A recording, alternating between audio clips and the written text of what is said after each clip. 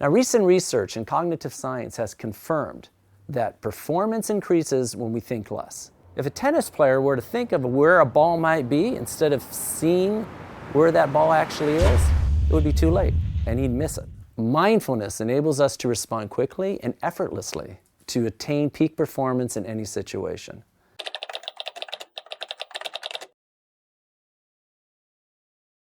Trying is a really interesting phenomenon, because to try to do something is to not do it. We're trying to do things rather than just doing things. If I said to somebody, could I have a glass of water? And they said, I'll try to get you a glass of water, that wouldn't make much sense. What does trying look like? And it looks like this. Try not, there is no try.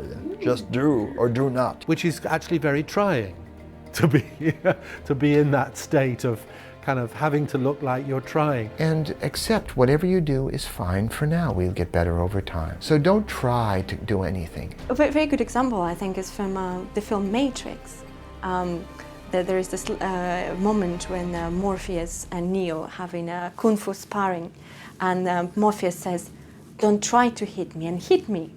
And that's exactly, we're trying to do things rather than just doing things.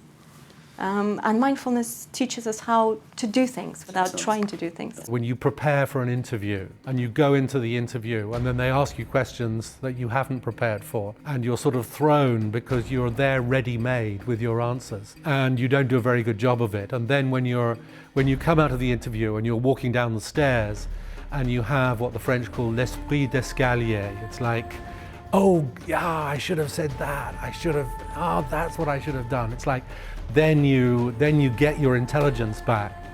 Before the interview, before you were wise, and afterwards you are wise. But in between, you are otherwise. And otherwise means it's like you're trying to find something clever which you bring to the situation and want to use.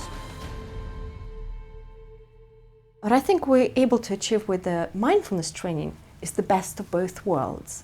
The alertness of the central nervous system without the anxiety, and the calm, relaxation and pleasantness of the parasympathetic system without the drowsiness. So there was an interesting study where they were in the scanner during the same experiment, and they were presented with the digits on the screen between 1 and 9, and they had to judge whether the digit was odd or even. So as you can imagine, it's a simple task, you don't need to think about it much, but the novice meditator here, you can see the brain is on fire. The prefrontal cortex is engaged, a lot of visual cortex is engaged, motor cortex is engaged. I called it ego effort. This person has a very strong sense of, really need to do this task. I'm really going to go for it. I'm going to do it well. Behaviorally, they're performing on the same level. It's a simple task, what we call on the ceiling level, so both performing well.